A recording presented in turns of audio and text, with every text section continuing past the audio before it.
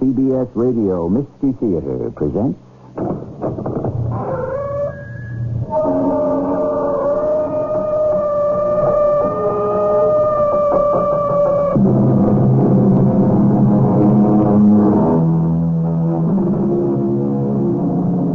Come in. Welcome. I'm E.G. Marshall. It has been said, and wisely, that there are two things to aim at in life. The first is to be bold enough to get what you want. The second is to be smart enough to know how to enjoy it. Of course, most of us have this basic problem. Do we really know what we want? Or do we only think we do? Are you going to stay here? Will they let me? They? The ones who run this place. No one runs this place. Well, who does the work? The people. All right, but who tells the people what to do? No one. Then why do they do it? Because it's the right thing to do. But what do you do if things get out of hand? I don't understand that question.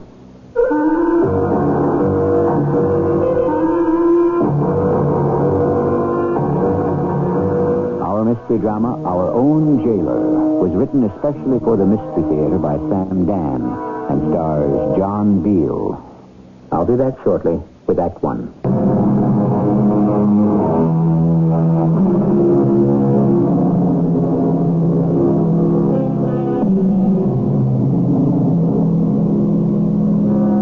A word of wisdom today from Mr. Rudyard Kipling. When your demon is in charge, do not try to think consciously. Drift, wait, and obey. When the demon is in charge, that demon which resides deep within each of us, that hidden, mysterious, unknowable spirit that constantly spurs, excites, and provokes us to do we know not what, to go we know not where, to find we know not whom, how do we satisfy that demon so that he may grant us peace? Or can it be done? Well, the young lawyer is somewhat upset. It's his first murder case, indeed, his first case of any consequence, and he isn't getting very much help from his client. Why did you kill him? Kill who? Mr. Gordon. I keep telling you why. No, you don't. You don't tell me anything. He wouldn't let me go back to Marla. Who's Marla? You wouldn't understand. You could explain it. You wouldn't believe it. Look, your name is Howard Spurlow. I know my name. You are about to be tried for murder. I know that, too. I'm the attorney appointed to defend you. We've been through all this. Why don't you let me alone? You have to have a defense. Why? Why did you kill him? It doesn't matter. It does matter. Premeditated murder, first degree, puts you in jail for life. I don't care. You don't care now. Wait. This state of shock you're in will wear off. You'll care. I wish you'd let me alone. On the other hand, second degree or manslaughter or lesser charges, you could get a maximum of 10 years. Maybe as low as 3 or 4. Tell me, why did you kill him? Why don't you let me alone? He keeps saying Mr. Gordon wouldn't let him go back to Marla. Did you know her, Mrs. Spurlow? Did I know any of them? Did I know any of the tramps he ran around with? Obviously, Marla must have been important to him. She certainly was. More important than his wife. Mrs. Spurlow, you are his wife. And what I'm trying to find out is... What was I? Just somebody to clean the house, raise the kids, cook. I was the one who had to handle the money. Please, Mrs. Spurlow... Not that he ever brought home any real money. Mrs. Spurlow, are you sure there were other women? How could there not be other women? Well, that doesn't quite answer the question. There must have been other women. I'm only asking. How do you know? No, a woman knows. But you've never seen him with another woman. I didn't have to. But you have no evidence of another woman? What evidence do I need? A man leaves the house after supper every night. Where are you going, I ask. Out, he answers. He comes home after midnight. And you're trying to tell me it isn't other women. Mr. Arthur Davis, attorney at law, it reads on the card. Well, what can I do for you, Mr. Davis? I represent Howard Spurlow. Oh, poor Howard. Did he spend much of his time here in your bar, Mr. Downey? I would say he spent all of his time here. That is the time he could spare from his work and his sleep. What kind of a man would you say Howard Spurlow is? I'll tell you this in strictest confidence, Mr. Davis, and you must keep my secret. I don't know what kind of man he is. Well, how's that possible? He spent so much of his time here. Bartenders are supposed to be keen students of character, Mr. Davis, but that isn't true. We never see the real character. People who spend their time in saloons are seeking a new identity. Do you follow this? I'm not sure. Sheep come in here and pretend to be wolves. But you know they're only sheep. Yes, but I don't know what kind of sheep. Oh, your glass is empty here. Oh, thank you. Now, the murder, it took place in here. Yes, it did. Well, how did it happen? Well, they were down at the far end of the bar, you see. They were talking as usual. Well, what do you mean by as usual? Well, you see, for months, each of them would come in here.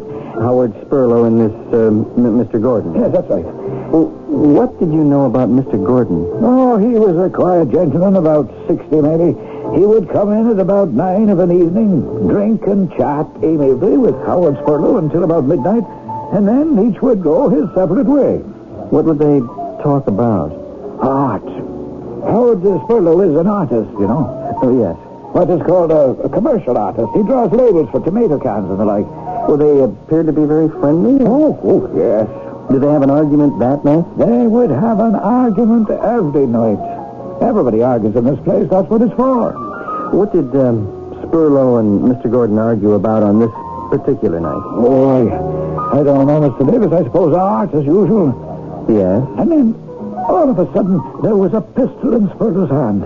And before anyone could realize it, he had fired at Mr. Gordon, and Mr. Gordon fell dead to the floor.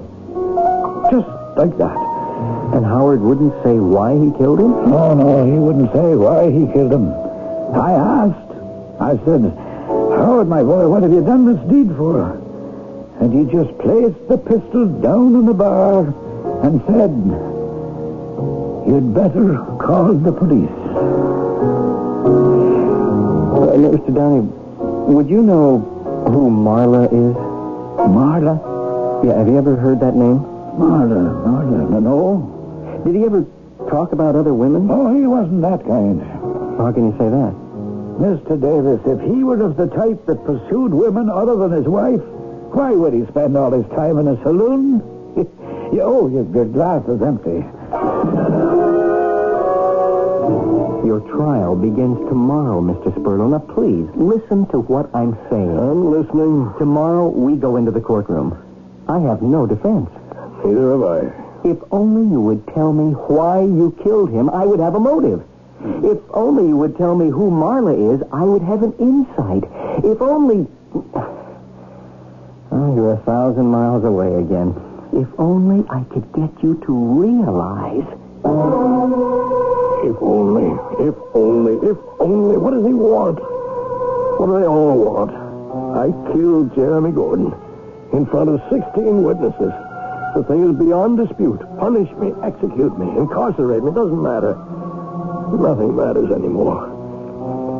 Tell me why you killed him. Tell me who Marla is.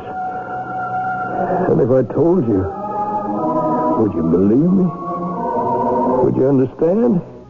Nobody could hope to understand what happened the night I met Jeremy Gordon for the first time. Is this place taken? Oh, I don't think so.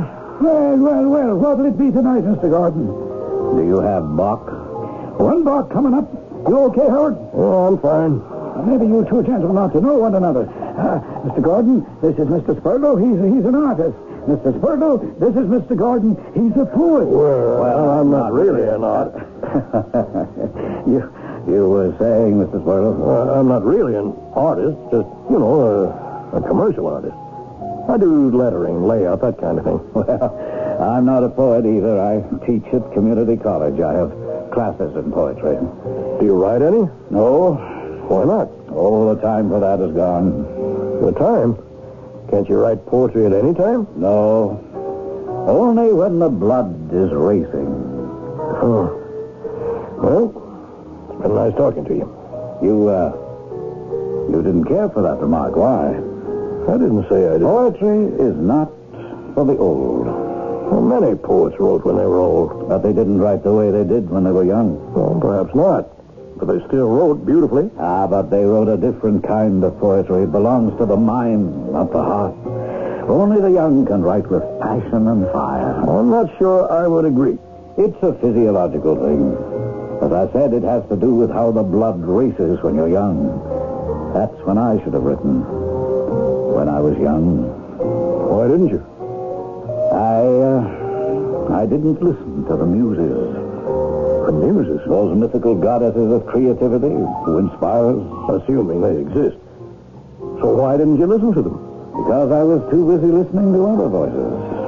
Whose? Oh, probably the same ones you're listening to. A wife, a landlord, an orthodontist, a butcher, a grocer.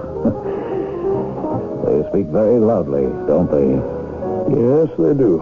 And meanwhile, instead of writing poetry, we teach it. And instead of painting pictures, we make circles and letters.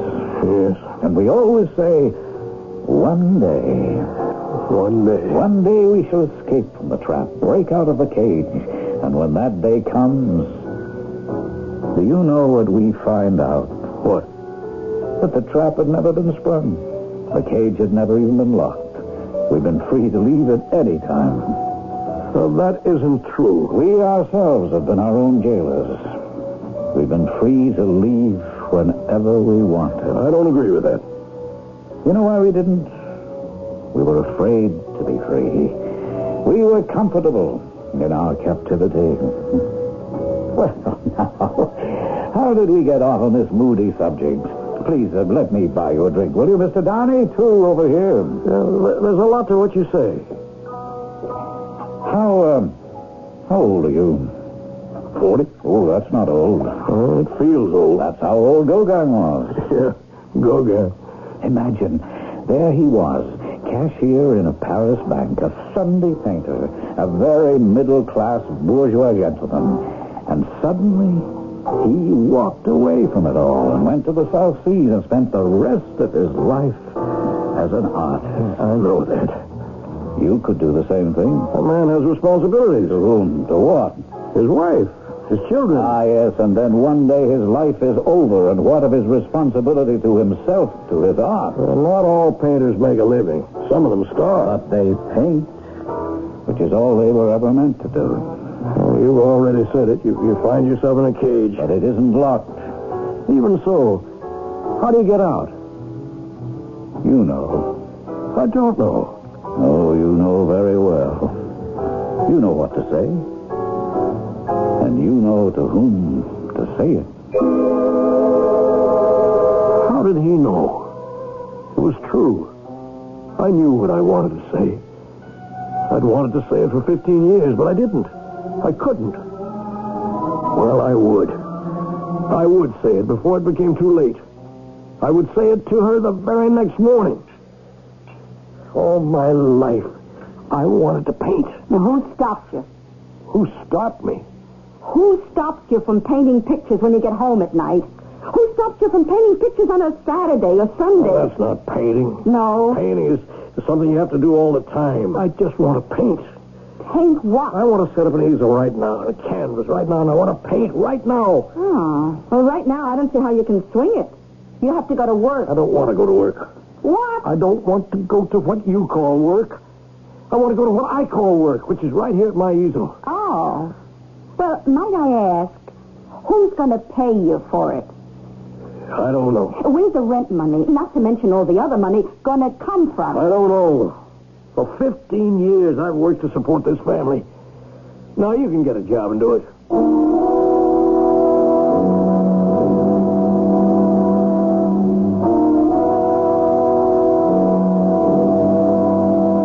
Well, here you are, having a quiet, peaceful breakfast with your husband of 15 years, who has been a quiet and peaceful person. And without warning, out of nowhere, he makes an announcement that will change your life. I'm not so sure we'll have a quiet and peaceful second act.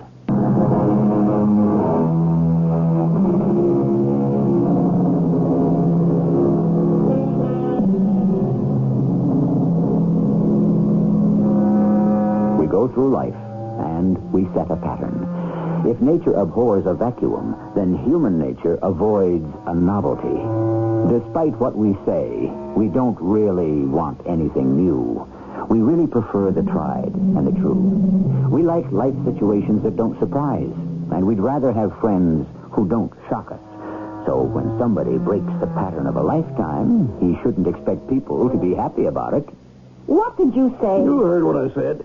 For 15 years, I've worked to support this family. Now you can go out and do it. Oh, that's what I thought you said. I'm glad you understand it. But what I understand is that you're either serious or you're sick. If you're serious, I'm going to see a lawyer. If you're sick, I'll call a doctor. I should have known I couldn't talk to her. I haven't been able to talk to her in years. I looked at her face, I listened to her voice, and both were filled with righteous indignation. Righteous. Her righteousness was a trap, a cage, and I was imprisoned inside. Imprisoned? That's the only word. And it's true. Well, of course it's true. Each of us is his own jail. And that's the worst kind there is. Yes, Howard, and it'll soon be too late for you. Maybe. You have to do something now. Well, you seem more concerned about it than I am. Why? Oh, because it's too late for me. For many years, I was able to do just what you're doing now. Promise myself that one day I would make the break, change my life. And then, one day came. But it wasn't the day I expected. It's the day I realized I could never do it. And that's the day you admit your life is over. Are you telling me your life is over? The life that would have meaning will never be lived. Things can't always work out. Things never work out. They have to be worked out. By us. By ourselves. So what can you do if you just took a wrong turn somewhere? I think I would have been reconciled to it. Failure. But I caught a glimpse of Xanadu. Xanadu? You never read Coleridge's poem? Oh. They say he saw it in a dream. He wrote the poem in a dream. It was all a vision.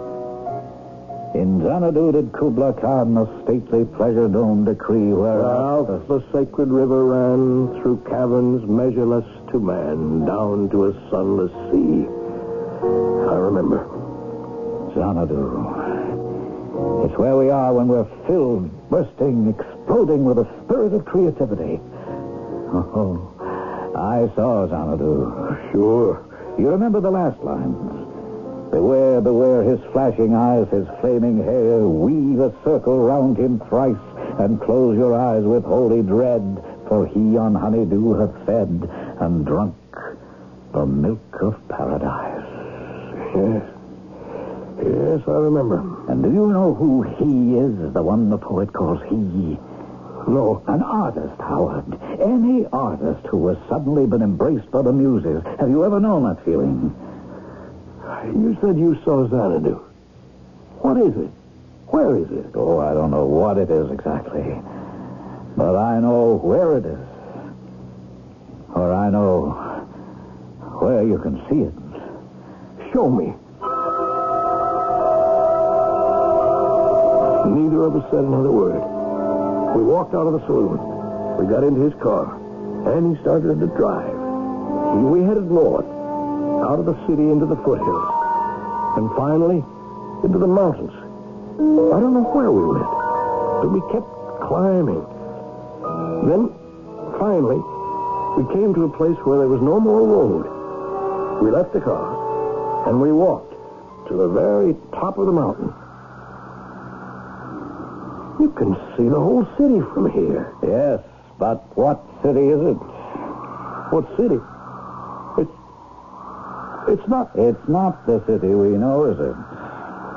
It's daylight. It's daylight in that city. It's always daylight there. But this is nighttime. It's always nighttime here. It's Xanadu. Mr. Gordon, it's Xanadu. Yes? I'm going down there. No, wait. For what? No, consider it. Aren't you the one who keeps telling me to do it? Yes, but... What about what? Perhaps I'm wrong. Perhaps you don't have the courage. No, it's more than courage. It's what? I don't know. Maybe it's what you have to have. What you have to be. A damsel with a dulcimer in a vision once I saw. Listen. There she is. I see her. Now, wait. Isn't that what I've been doing all my life, waiting? Before you go, be sure... Be sure of what? Now, don't try to stop me. You're jealous because it's too late for you, but it's not too late for me. I could only hear the music. I could only see the girl who was playing it. She had long black hair and flashing black eyes. She wore a long, pretty white dress, and she was sitting on a marble bench in a beautiful garden. Hello? Oh, please don't stop playing. But I've come to the end of the song. Well, then begin another one. My name is Marla. Marla, well, that's very pretty. And so are you. What's your name? Howard Spurlow. Oh, welcome to Xanadu. Xanadu. And to think it's just down from the mountain. What mountain? There. Well, there was a mountain over there, just before. Are you going to stay here? Will they let me? They? I mean, the people who run this place. Oh, no one runs this place. Well, then how do things get done? Oh, what things are you talking about? Well, things, you know. This beautiful garden. Who tends this beautiful garden? And food. Who grows the food? And the dress you're wearing, who made it? Who sells it? Oh, so many questions. Are there answers? Of course. People.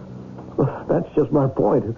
Who tells these people what to do? Well, nobody tells anybody what to do.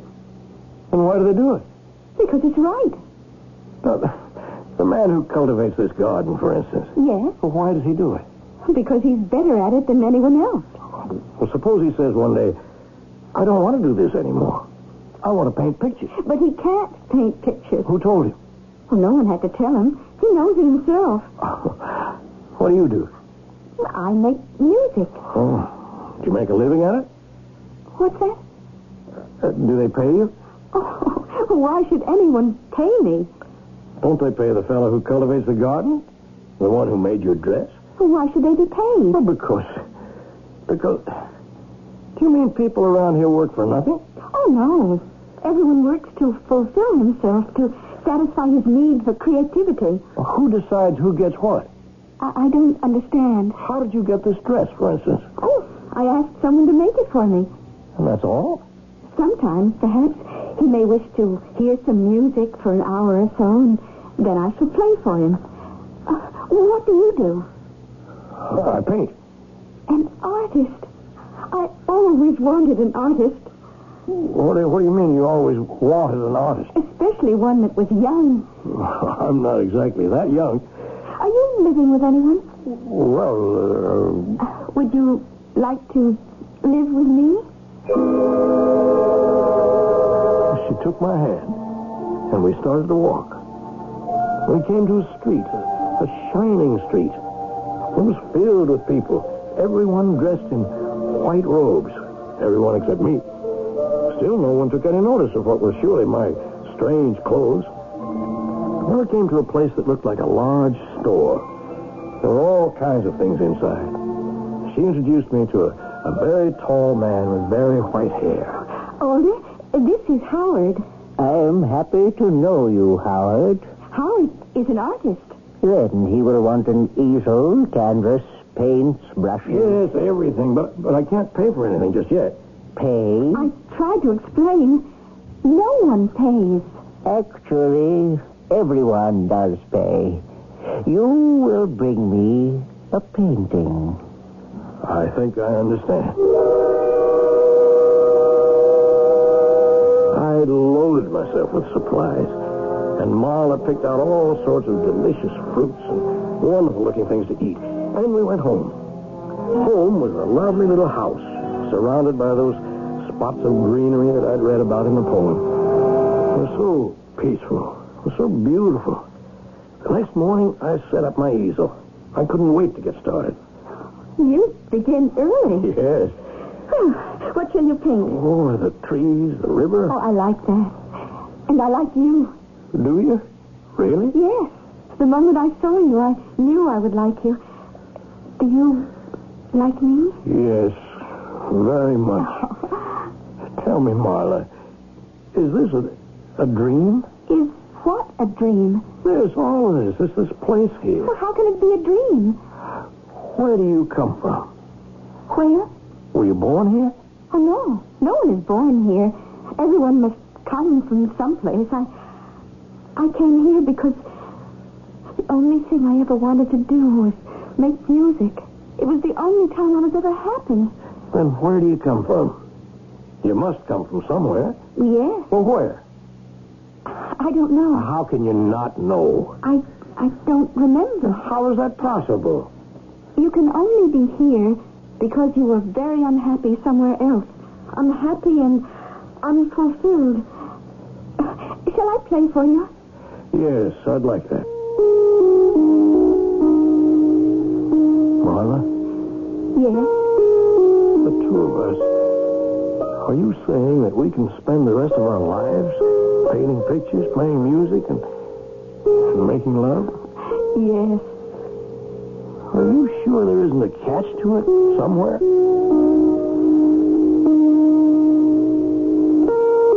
Is there? I know the cynical among you are always looking for the angle, the provisions that are buried deep in the small print. But isn't it possible that something's on the level just once? I most devoutly hope so. But the answer will be revealed in the place that is specifically constructed for answers. Our third act.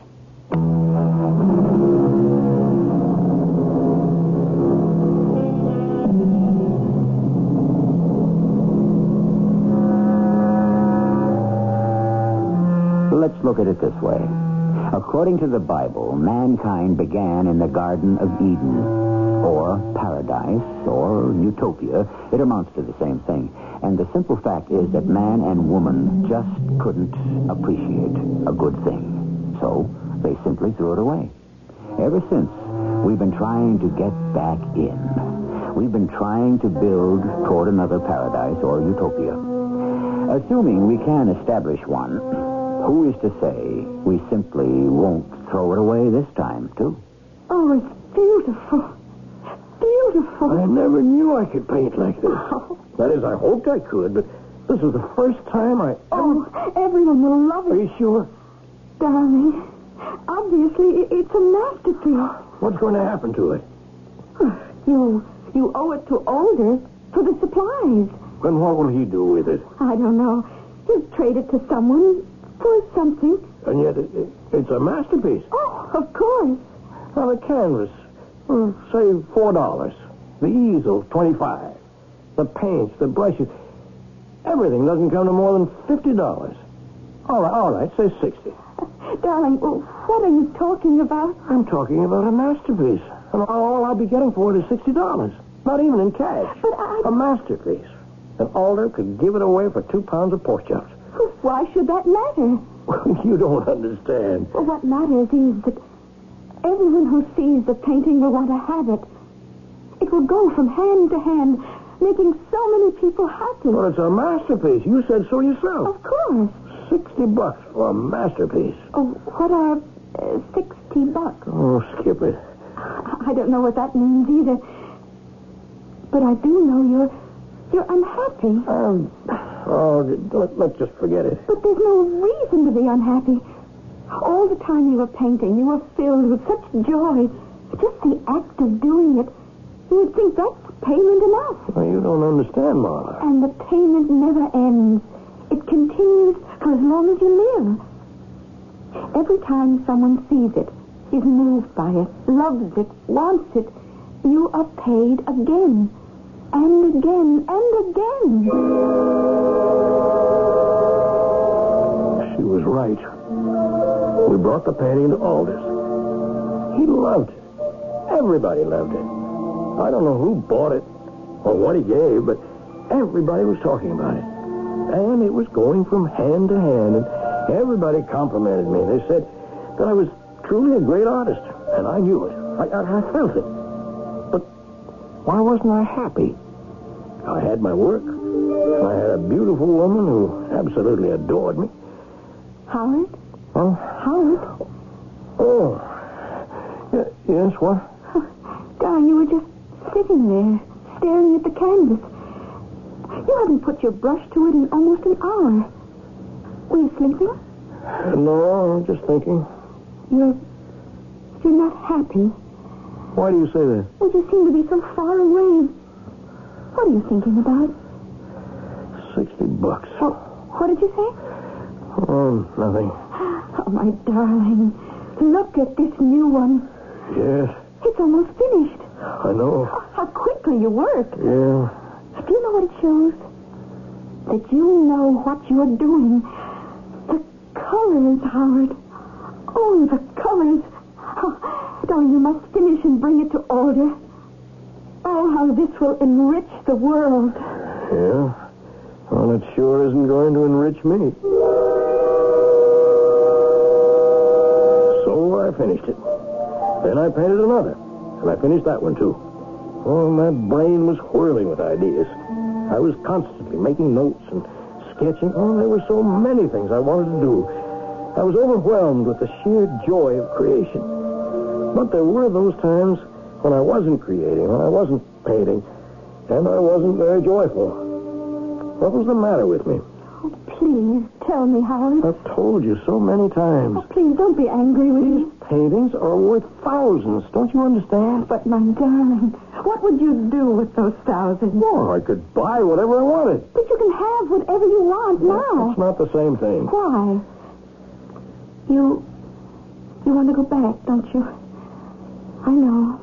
I remember when I first came here, I wanted to go back also. Look, I'm not saying that Every one of us wants to find Xanadu. And when we find it, we want to leave it. Do you want to know why?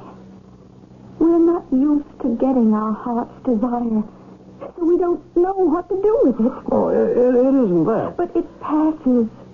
We lose ourselves in our work and in our joy. Well, the truth is that I have responsibilities. I had them, too. Marla, I must tell you, I have a wife and children. I know that. Darling, why are you so afraid to paint, to live, to love? You do all of them so well. I brought another picture to Alder. Alder, this very tall, very old man. He looked as if he knew every secret in the world. Could I talk to him? I know you're not happy, Howard. I'm not exactly unhappy. You want to go back. What are you doing here, Alder? Living. And what else? Isn't living enough? Well, you could live back where you came from. Could I? I don't know, Alder. I just don't know. Xanadu is not for everybody. What's the matter with me? It isn't you. I suppose it's mankind. For so many thousands of years, the human race has had to live with tension, frustration, insecurity, fear. Who knows? These things may have become bred into us. Like the color of our skin, the size of our body. Perhaps we cannot live without fear and frustration. Some of us. But I'm only saying that if I did want to go back, would it be possible? Isn't everything possible? Well, how would I do it? How did you get here? Well, I saw a vision. Do you have a vision of the place from which you came? A vision of the place from which I came. Yes. The apartment where I lived with Anna and the children. Suddenly I saw Anna in a new light. She wasn't mean or ill-tempered. She was just a woman who had become sour with disappointment. She'd had to work too hard because I didn't work hard enough. We got married when we were very young. And when that first excitement faded, there was nothing to hold us together. We never communicated with each other. And now we would not only communicate, we would understand each other, help each other. Yes, it would be different, so different. I could see the difference. I could see a new Anna, a new life for us both. I could see it. Anna. Where have you been? Oh, Anna, listen, it was marvelous. You just up and take off without so much as a buy your leave. I had the cops looking for you. Where were you? In Xanadu. And where's that? I don't know. Oh, don't pull that. You won't get away with it. I have such a great new insight. Huh? What's her name? I saw it all so clearly. We let the early magic fade. Who is she? I was always afraid to paint scared. Are you going to tell me? Frightened to make the commitment. So I kept putting it off year after year. What makes you think you can just come and go? But now I know. I know I can paint. Yeah? Yes. I'm a painter. I know it now. When do you see? So that's what did it, huh? Well, you better go out tomorrow morning and get a new job. Because you already lost your old one. And as far as that painting nonsense goes... Nonsense? You call that nonsense? Yes. Grow up. You don't have it. Anna? You never had it. Or if you did, you were too scared or too stupid to do it. Is it possible you don't understand what I do understand. I'd get a job scrubbing floors, washing clothes, anything to support this house. If you really wanted to be a painter... I am a painter. Huh? And where are your paintings? Where's your work? A painter paints. From now on, it'll be different. Why? You'll still be scared to compete, to face the judgment of the world. It's too late. I won't give up my dream. Oh, poor Howard. Poor, foolish Howard. That's exactly why you should give it up. It's only a dream.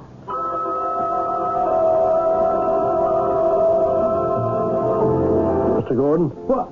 Why, it's Howard. Look, Mr. Downey, it's Howard. You have to help me, Mr. Gordon. Oh, you can always count on my help, but first tell me what happened to you that night. What happened? I don't remember very much. Of course, we were both a couple of sheets to the wind. Listen, Mr. Gordon. Well, we must have been. As I recall, we drove up to some mountain and started to recite that poem by Coleridge. Please. Kubla Khan. And the next thing I remember is you shouting, "I see it, I see it." And you just ran down the hill. That was the very last I saw of you till this very moment. Whatever did happen to you? I saw it, Mr. Gordon. I saw it. What? Xanadu. Xanadu? I not only saw it, I entered it. I lived there. I worked there. And I met a girl there. Oh, now, just wait a minute, Howard. Like a fool, I left it. But I want to go back. I must go back. You sure it wasn't a dream? Now, don't start that. It was real. Well, it couldn't be real. It wasn't even real to Coleridge. It was real to me. And I have to go back. Back to Xanadu and back to Marla. Now, please listen. No one in this world will keep me from Marla. Just show me where that hill was. The hill? The hill, the mountain, whatever it was we climbed. On the other side was Xanadu. On the other side was an illusion, a dream. I want to go back to Marla. Back to Xanadu. But there's no such person and no such place. Don't say that. I have to say it, Howard. It's the truth. It's a lie. You say that again, I'll kill you. Now, wait a minute, Howard. Don't... Please, Mr. Gordon, take me back to the hill. I don't know what hill you mean. You're lying. I said I'd kill you. But I don't know. You don't believe what I told you. But it's a gun. I want to go back to Marla. Oh, where's the hill? I don't know. I don't... Hey, stop that guy! Call an ambulance! Right away! What have you done, man? Why did you shoot him? You'd better call the police.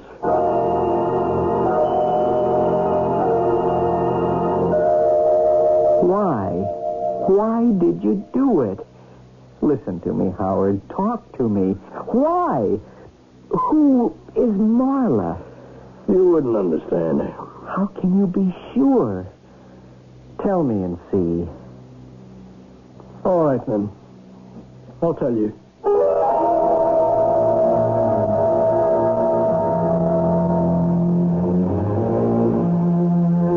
And he told him. I don't know if his attorney believed him, but it was the only defense he could plead, and he presented it in court. The jury didn't know what to think. They voted guilty because of insanity and turned the whole thing over to the psychiatrists, who didn't know what to think either. But they get paid to be confused and come up with learned judgments. And there the matter must rest until I return shortly.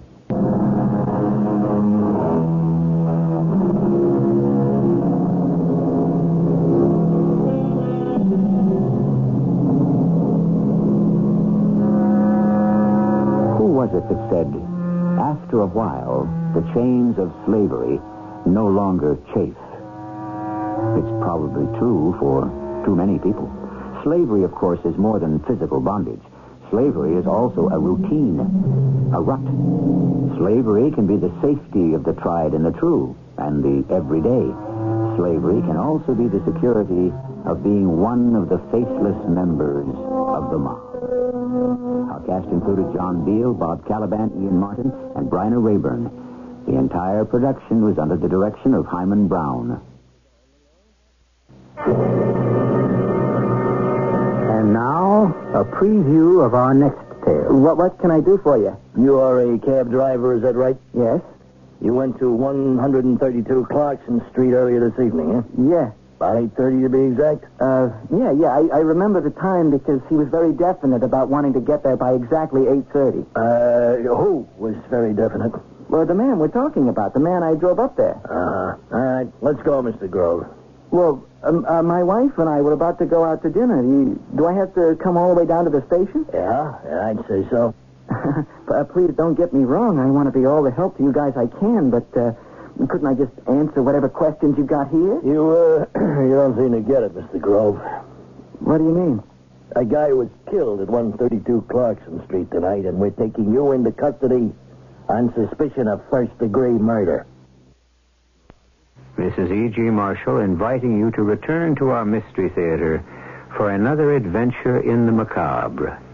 Until next time, pleasant dreams.